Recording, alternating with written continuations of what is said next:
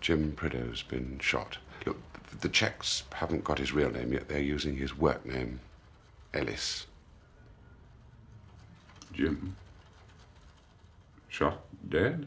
Well, we're not sure. That was the first flash. Since then, the word used is simply shot. The Czechs are saying that Prideaux, or Ellis, travelling on false papers and assisted by Czech counter-revolutionaries, tried to capture a Czech general, unnamed, in a forest near Brunner and smuggle him over the Austrian border. They say that further arrests are imminent. Go on. Well, according to our military, there are heavy Czech tank movements along the Austrian border. Well, Laken's been on, and so's the minister. They want to know what the hell and why. All right, Sam. Now, first thing we do, you call this number. It's Toby Esterhazy. Tell him you're speaking for me, and it's to pick up the 2 Czech agents we've had our eyes on at the London School of Economics, and lock them up now. Straight away, Sam. Jim's worth a lot more than those 2, but it's a start.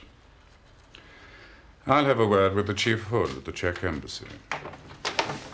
If they hurt a hair of Jim Prideaux's head, I'll strip the entire Czech network in this country bare, and he can pass that on to his masters.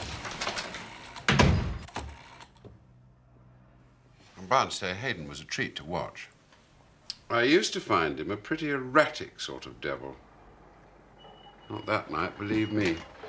He virtually dictated a press statement for the Foreign Office to put out. And there it was the next morning in the Sunday papers. Prague radio's sensational revelations dismissed with dignified scorn. I found it good light reading over breakfast at the Savoy. Sam, listen. It was too late for Hayden's club to be still running ticker tape, wasn't it? He was making love to Anne that night. You made a guess at that, and you were right. You telephoned her. She told you he wasn't there.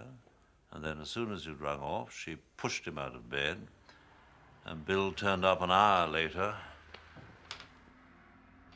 knowing about Checo.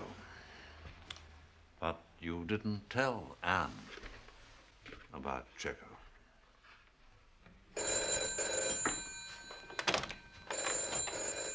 I'll find my own way down.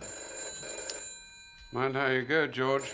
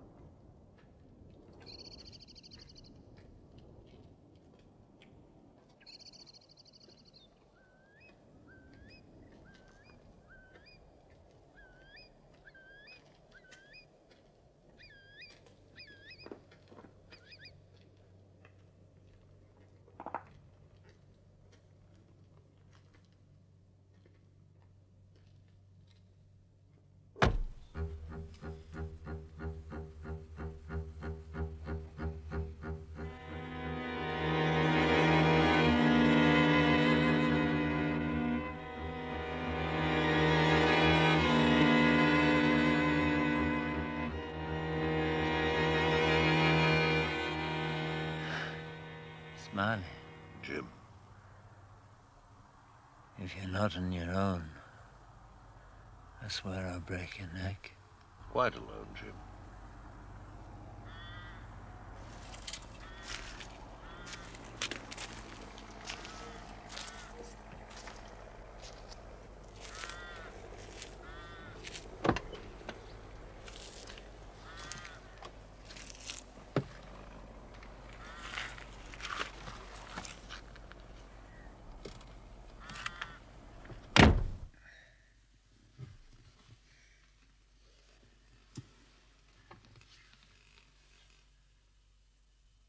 God damn you, George.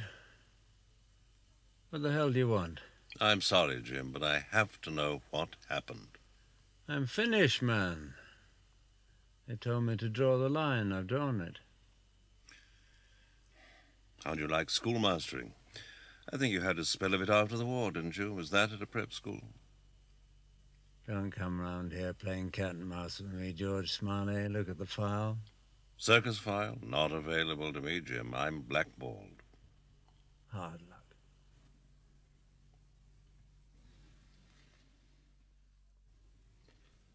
I've had access to a few papers, which Lacon borrowed for me. Pretty old stuff. Part of it went right back to your undergraduate days when you and Bill Hayden met at Oxford. There's a letter Bill wrote about you to his tutor, Fanshawe, circus talent spotter, in which Bill named you as suitable material for British intelligence. I can quote the odd line from memory. He has that heavy quiet that commands. He's my other half. Between us, we'd make one marvelous man. He asks nothing better than to be in my company or that of my wicked, divine friends, and I'm vastly tickled by the compliment. He's virgin, about 8 foot tall, and built by the same firm that did Stonehenge. Christ. Oh, Christ, man, we were children. Yes, of course. What do you want to know? I thought we could at least be comfortable while we talk. It isn't far.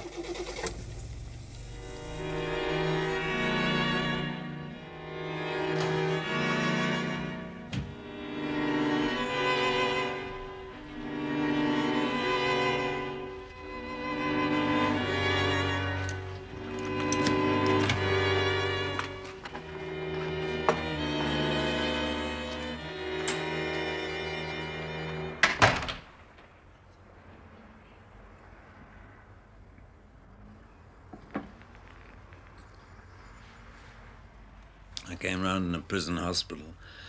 Barred windows high up. They operated after a fashion. Next time I came round, I was in a prison cell, no windows at all. I tried to work out a plan of campaign to meet the interrogation. I knew I'd never be able to keep quiet. No chance of that. If I was to stay sane, possibly even survive, there'd have to be dialogue. At the end, they'd have to believe I told them all I knew. I decided I'd give them my version of Operation Testify first, the one Control spelled out for me. I was head of scalp hunters. I mounted my own campaign without the knowledge of my superiors because I wanted to prove I was worth promotion. If I could believe that, I could bury deep inside myself all thoughts of a traitor inside the circus. No mole, no meeting with Control, no Tinker Tailor. I was there to turn General Stevchik, and just that. Then I thought I could throw them the names of 1 or 2 other Soviet and satellite officials who've been turned recently. I might even give them the rundown of my entire Brixton stable, anything, so long as I forgot the mole and Tinker Tailor and kept myself our Czech networks. You know, I recruited the founder members. Yes, a fine piece of work. That's the joke. They couldn't care less about the networks. Knew it all. Rolled them up, have they? They knew damn well that Testify was my private brainchild. I began exactly where I wanted to end, with the briefing in St. James's. All they wanted to talk about was Control's rotten apple theory, Tinker Tailor, the circus spy. Did they actually know the address of the St. James's flat? Yeah, they knew the brand of the sherry. What about the charts? Control's charts on General Stevchek's career. Did they know about those? No. Not at first.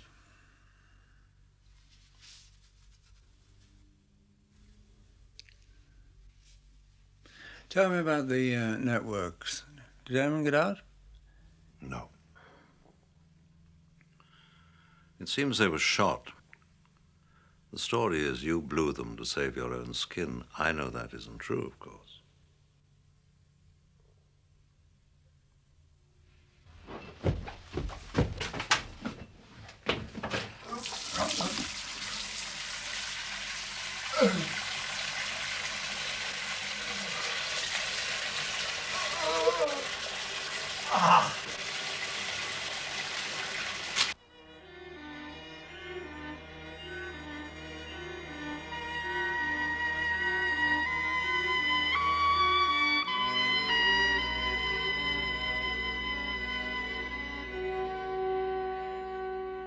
They moved me about a lot.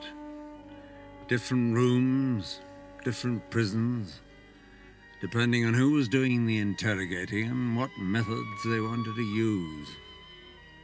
There's quite a lot of muscle. Electrical, most of it. Yes, movement. Cars, lorries, corridors, cells. Once in a plane, I was hooded for it and passed out soon after takeoff. Punished for that. I think I was in Russia part of the time. Would you like to stretch your legs? Might help.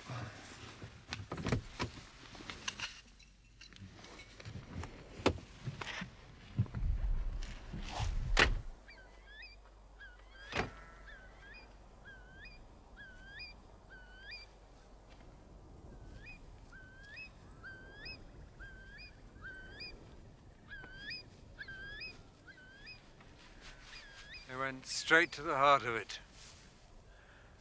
Why did Control go it alone? What did he hope to achieve?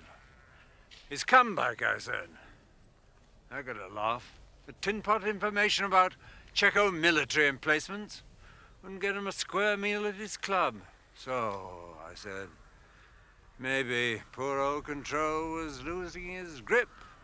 That bored them. Back to the cooler. Punished again.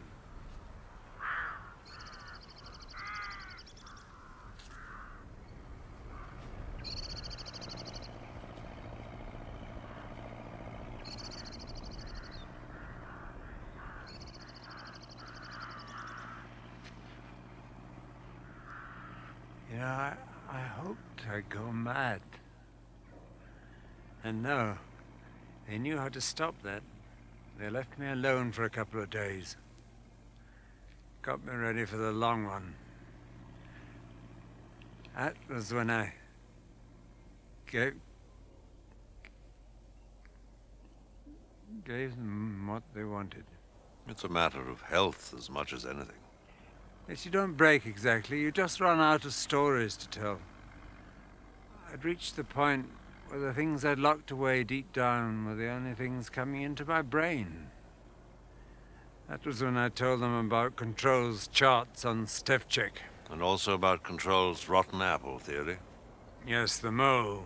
The code names we'd worked out for Control's suspects. Tinker, Percy Allaline. Tailor, Bill Hayden. Soldier, Roy Bland. Poor man, Toby Esterhazy. Beggar man, George Smiley. What was the reaction? He thought for a bit. Then he offered me a cigarette. Who did? What? Oh, sorry.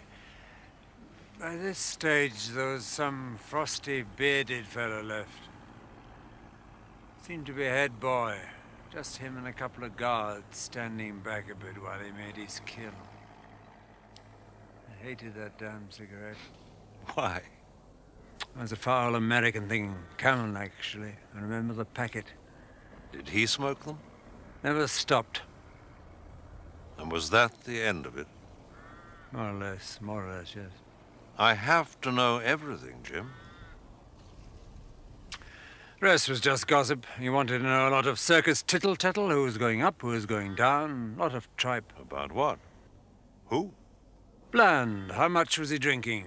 Esterhazy, how could anybody trust a man who dressed like that? Lot of tripe. What did he say about me? He showed me a cigarette lighter. Said it was yours. Present from Anne, with all my love, her signature engraved. Did he tell you how he came by it? Some confrontation years ago, said you'd remember. Anything else? Oh, come on, Jim. I'm not going to weaken at the knees just because some Russian hoods made a bad joke about me. He reckoned that after Bill Hayden's fling with her, she might care to redraft the inscription. I told him to his face he could go to bloody hell. You can't judge Bill by things like that. He's got different standards. He was certainly never one for regulations. And you were never one to see him straight.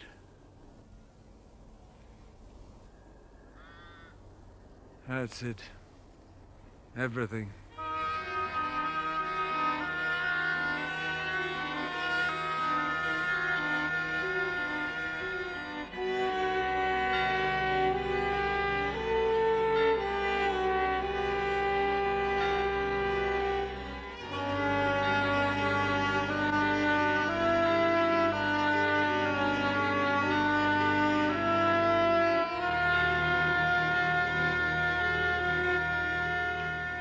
Bill made a huge fuss about your repatriation. He said any price was fair to get one loyal Englishman home. I remember his verdict on Control's handling of Testify, the most incompetent operation ever launched by an old man for his dying glory, and Jim Prideaux paid the cost of it. Proud of your memory, aren't you? Did you see Bill at all after you got back? No? Your oldest, closest friend? I was in quarantine, wasn't I? Well, yes, but never mind. Let's just go over your debriefing at Sarat to wrap it up. Were the Inquisitors sympathetic or not? Never appeared. No questions at all. I was in limbo, ate a lot, drank a lot, slept a lot. Then Toby Esterhazy turns up. New suit, full of himself. Tells me the circus had nearly gone under because of Operation Testify, and I'm currently #1 leper. Control's out of the game, and there's a reorganization going on to appease Whitehall. They sent Toby. Yes, the little charmer. He told me not to worry. About what? My special brief, whatever Control had told me. Did Toby spell it all out? He said a few people knew the real story, and I needn't worry because it was being taken care of. All the facts were known. Were they indeed? And then he gave me 1,000 quid in cash to add to my gratuity. Who from? Didn't say. Didn't all this strike you as a bit odd? No Inquisition. Toby throwing loose money around. After all, through you, the Russians had discovered the exact reach of Control's suspicions about a traitor in the circus. He'd narrowed the field to 5, and no one's asking you anything. The facts were known, man. Toby ordered me not to approach anyone or to try and make my story heard. The circus was back on the road. I could forget Tinker Tailor and the whole damn game. Moles, everything. Drop out, he said. You're a lucky man, Jim. Forget it, eh? Forget it. So Toby actually mentioned Tinker Tailor to you. However did he get hold of that?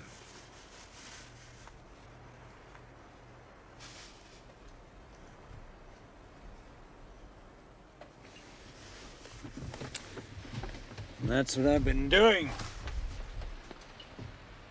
Obeying orders and forgetting.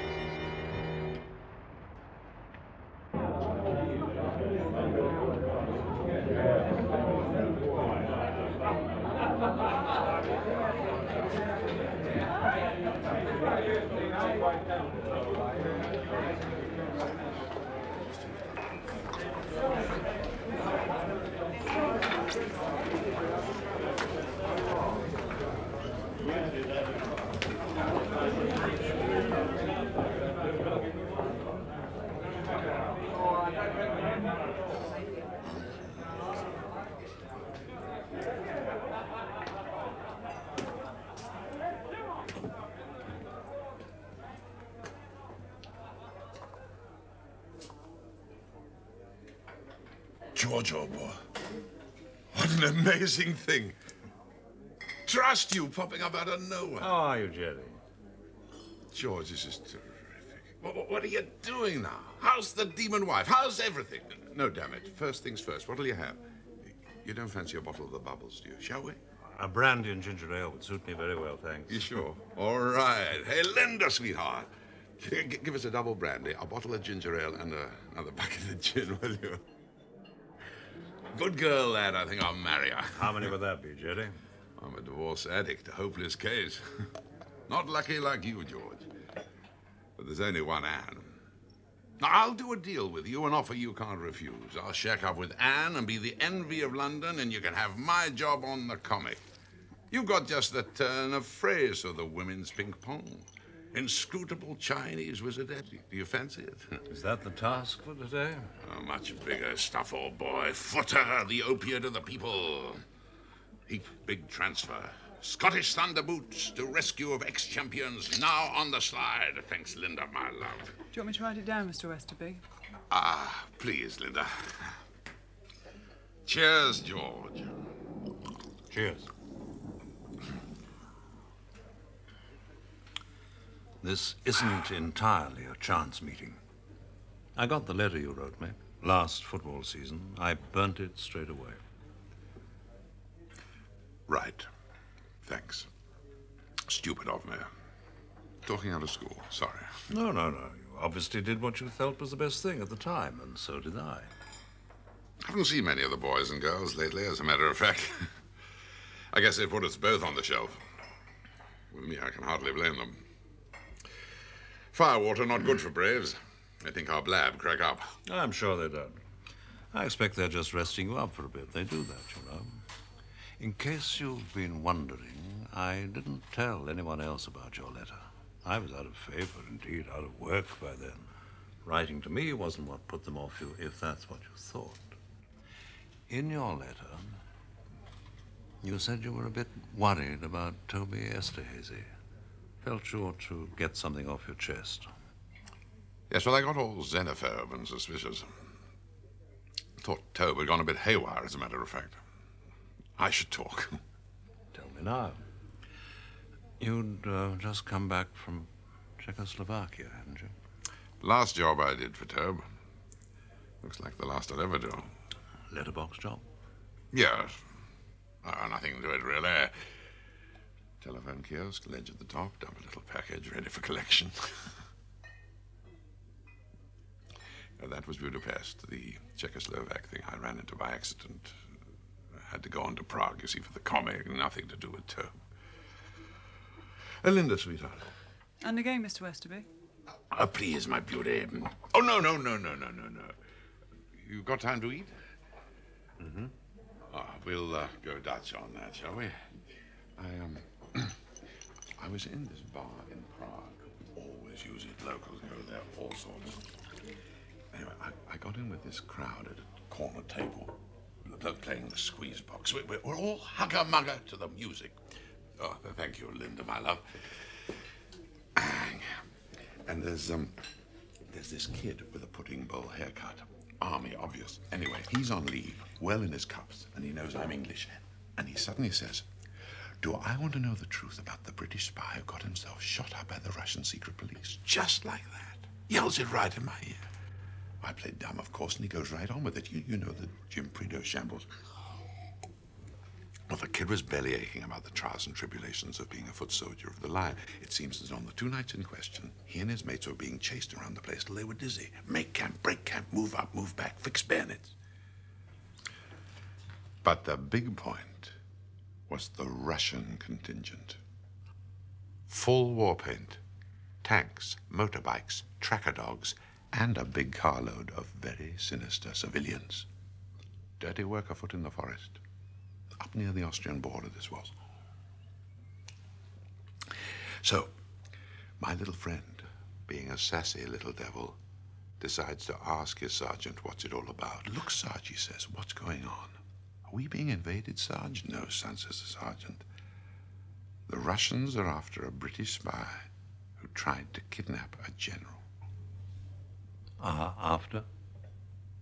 Or where after? Exactly. That's what the kid wanted to tell me. The Russians moved in on the Friday. It was the day after when they got Jim. As the kid said, they were ready and waiting for him. Knew the lot in advance. Heap bad story. Bad for our big chief. Bad for tribe. So, as soon as I got back, I went and told all to Tobe. How did he take it? But to begin with, it was thanks a million, Jerry, old boy. He'd go and powwow with the top brass. And then the next morning... You're so plastered these days, you can't tell fact from fiction. You're an embarrassment. You've grown a bender, drink yourself into cloud cuckoo land, and come staggering back here with a load of tripe like this. You're pathetic. Now look, old boy. I don't want to hear any excuses. I had to report what I heard. Yes, you believed every stupid word of it, didn't you? Swallowed it like mother's milk. A load of half-baked rumors, you come spreading them around here. What you can remember through your alcoholic haze. I didn't forget a thing. Well, you will now. You'll forget the lot. Don't you see? The boy was a plant. Provocateur, in layman's language.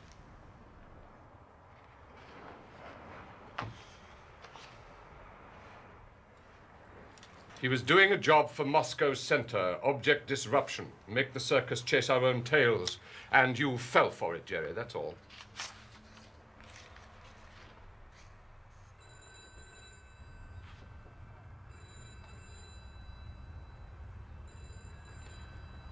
Okay, Tobe, you know best. If you don't want the story, that's your business. I do it for the paper. You'll what? Not the bit about the Russians getting there first, of course not, but the rest of it's all good stuff. The story wasn't covered very well at the time, just the official statement. Now, if old Jerry gets himself a splash about the day the Czechs mobilized for the Third World War, except it was one lone Englishman surrounding him all by himself, I mean, that's a good piece. Comic might even run an ad on the telly. Well, the day after that, I was called for by the editor. The editor, I mean, not the sports bloke. He tells me some clown has been on the phone with a formal warning. Keep that baboon, Westerby, off the Checo spy story. Any further reference against the national interest. End of message. So, I didn't get the Reporter of the Year award. Can't, can you, when your story's on the spike? Cheers. But you didn't spike it entirely. I mean, you wrote to me. Dropped the letter in by hand. Must have been the same day you talked to Toby Esterhazy. Yes, well, as I say at the time, it just felt odd. My mistake, old boy. When I heard you'd got the heave-ho anyway, I felt an even bigger damn fool.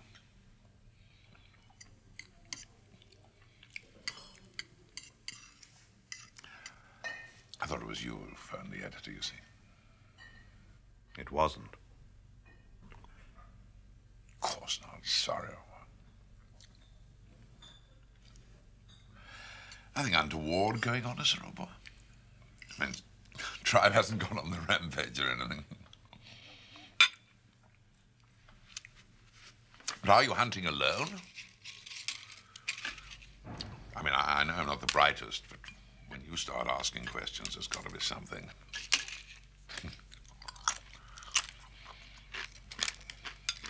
All I'm saying is, any time, old boy. Thank you, Jesse.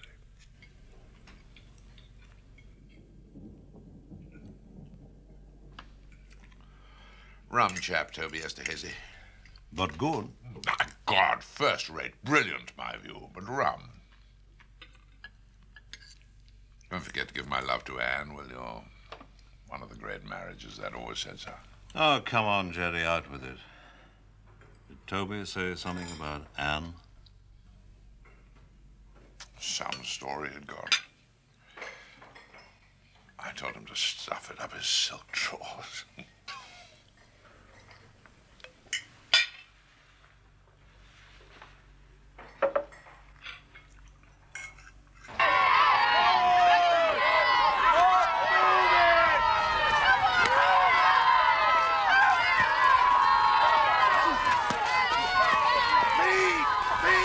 I suppose I should be prepared for something like this. Take on a temporary, the last thing you expect is loyalty. Well done, that boy. We're going to lose this match. So much for Prideaux's coaching.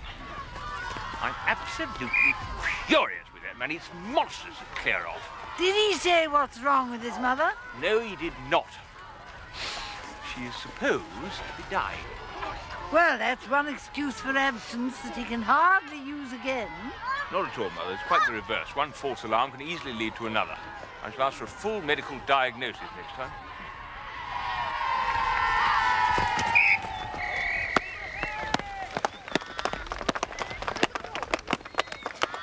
Those front row forwards of theirs look overaged to me. Did he ever tell you how he got that awful shoulder? Oh, fell off a bus with a bottle of vodka. What? Fell off a bus with a bottle of vodka inside him, I shouldn't wonder. I suppose I shall have to take his French. Oh, come on, Thursgood! Be tough! He's gone in the Alvis because he'd never trust any other form of transport. But if he'd gone for good, he wouldn't leave the caravan behind, would he? Stands to reason that.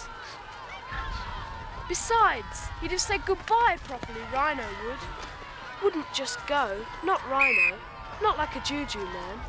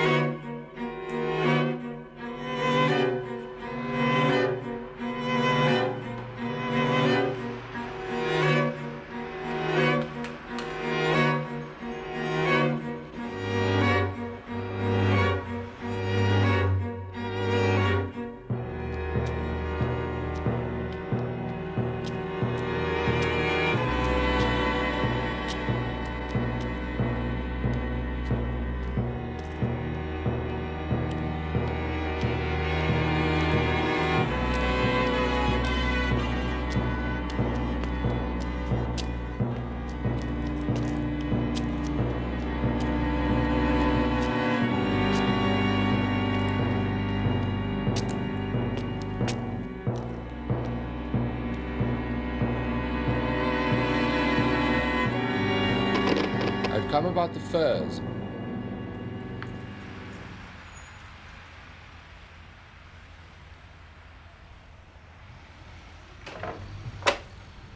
Hello, Toby. Peter?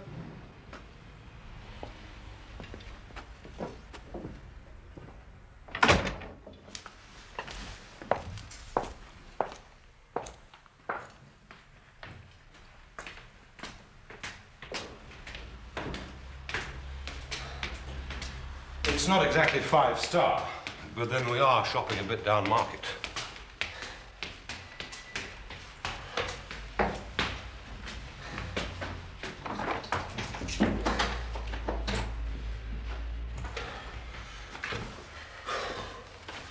Safe houses I have known.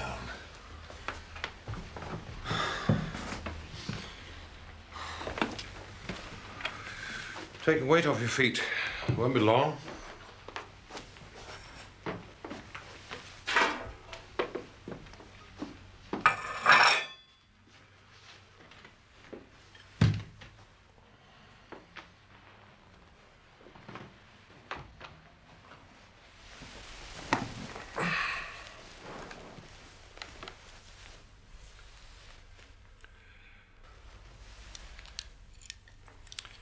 So we're expecting a Pole, are we, Peter?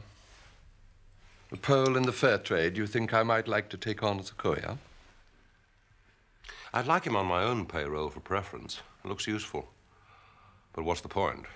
My lads are underemployed as it is. Very generous of you, Peter.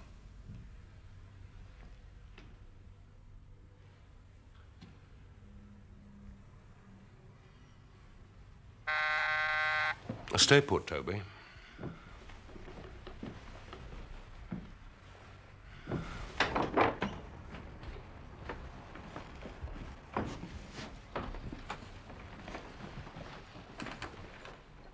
Sorry about this, Toby.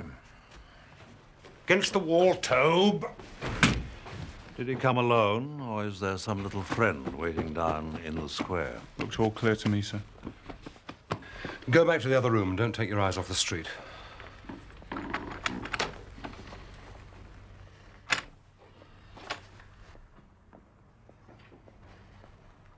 You seen something? Turn the light out a moment.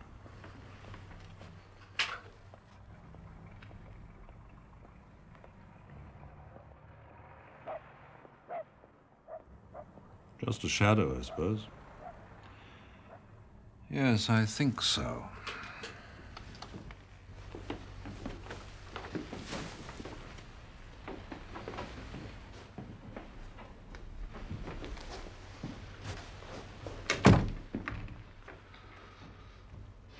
I want to put a thesis to you, Toby, about what's been going on. Let's cast our minds back, say, about 18 months, when Control is still with us. Percy Allaline wants his job, everyone knows that. But although Control is sick and past his prime, Percy can't dislodge him. It's a time of uneasiness in the circus. Morale is low, activity is low, yes? I remember, George. Well, Percy's door opens one day and one of our senior men walks in. We'll call him Gerald. Oh, it's just a name. And Gerald says, Percy, I've stumbled on a major source of Russian intelligence. It could be a gold mine. Perhaps they take a walk in the park or drive in a car, but whatever, Percy listens. Because what Gerald goes on to say is music in Percy's ears. Some of us, Gerald tells him, are worried sick about the state the circus has got into. I mean, look at our operational losses. Agents, networks.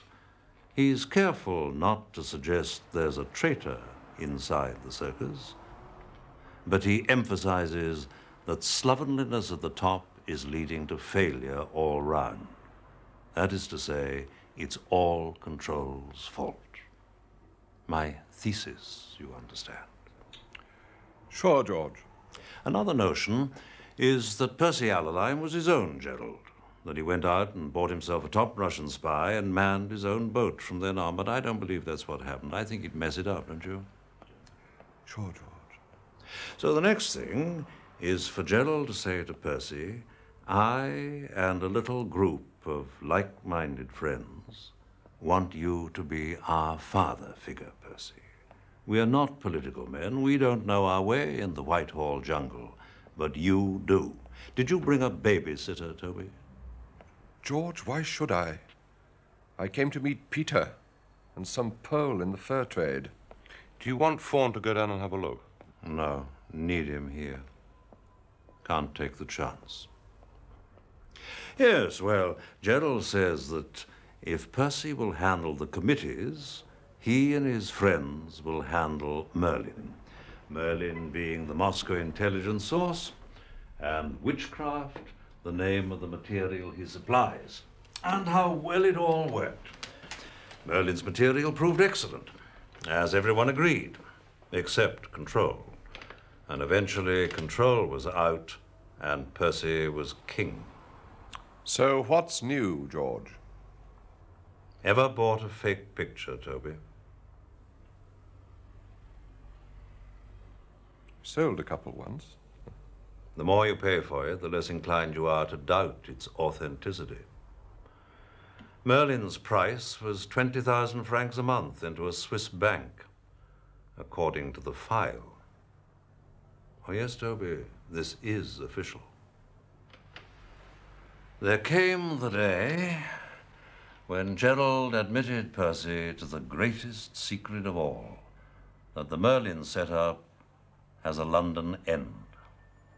Alexei Alexandrovich Polyakov, cultural attaché at the Russian embassy in London. You're on record as grading him Snow White, Toby, quite untainted with the mischief of espionage. In fact, he's Merlin's London representative.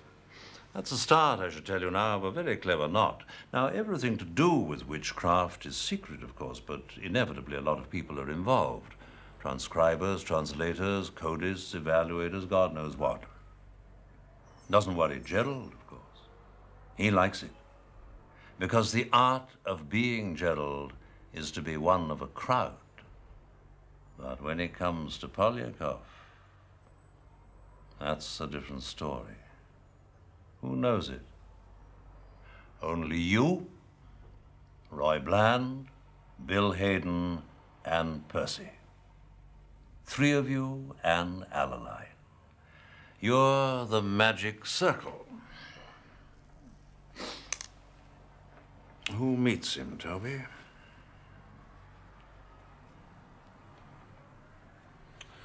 For God's sake, let me sweat the bastard.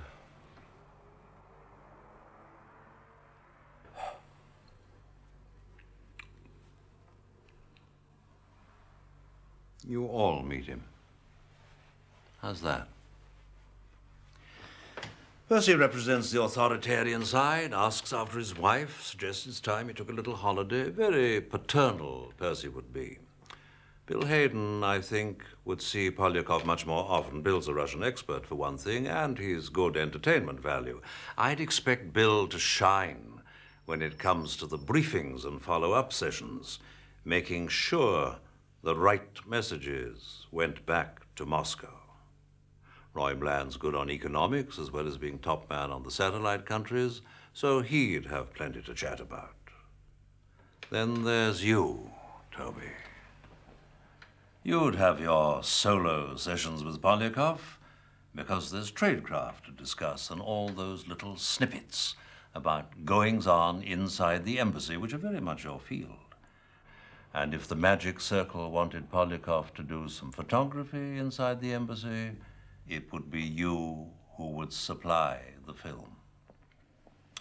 Replenish his stock from time to time.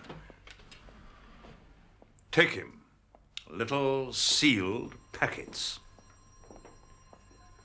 Toby, you wouldn't be lying, would you?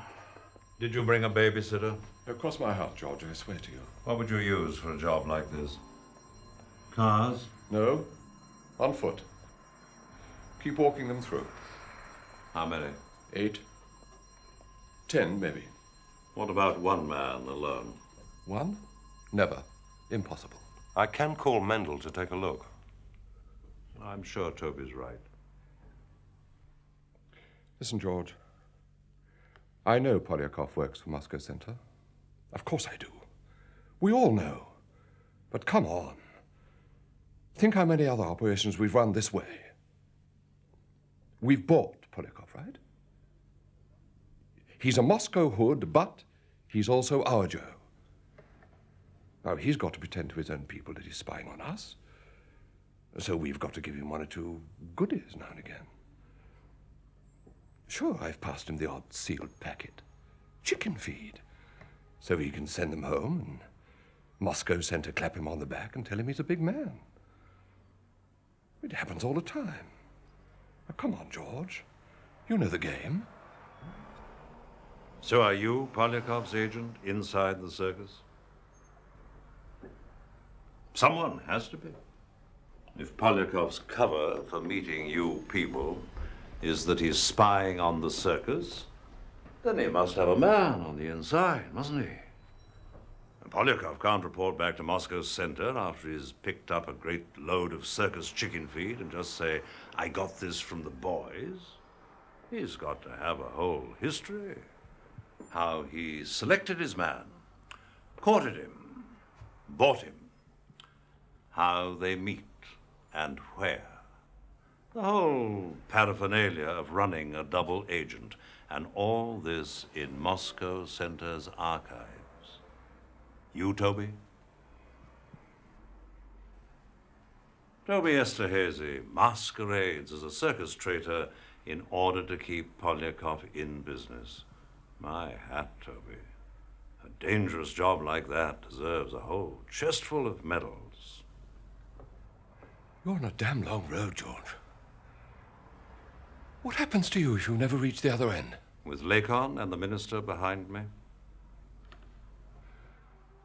Why become the little guy?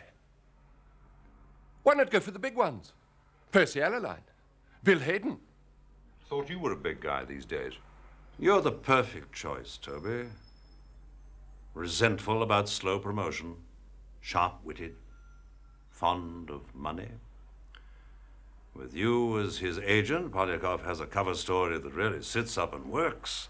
The big three give you the little sealed packets of chicken feed, and Moscow Center thinks you're all theirs.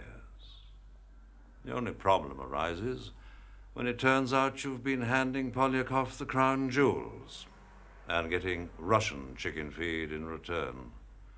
If that's the case, Toby, you're going to need some good friends, like us.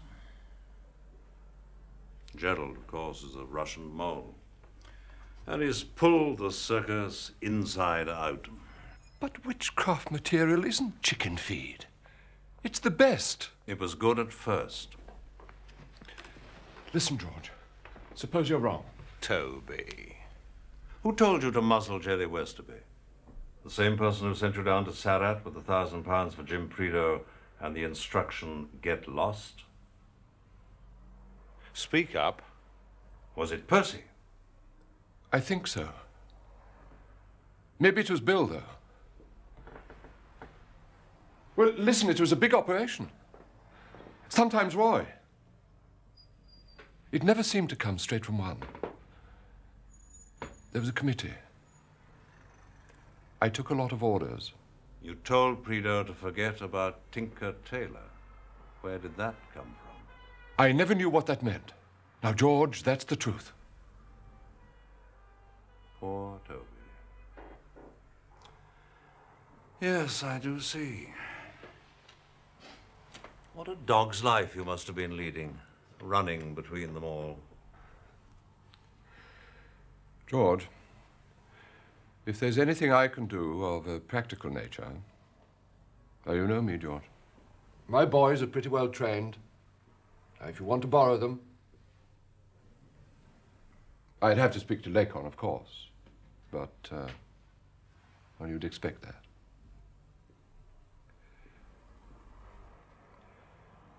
All I want is for this thing to be cleared up, for the good of the circus.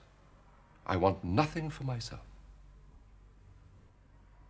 Where's this safe house you keep exclusively for meeting Polyakov? 5 Lock Gardens at Camden Town.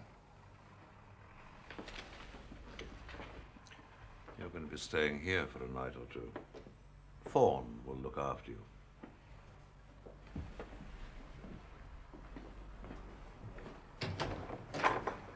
Fawn.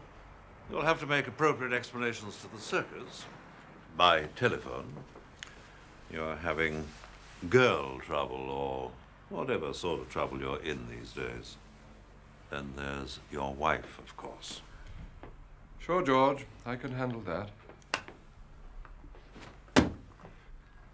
If he's any bother, Fawn, use your own discretion.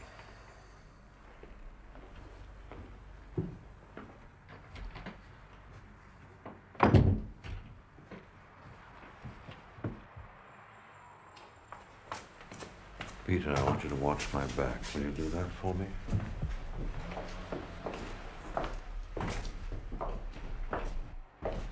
Look for one man, but look.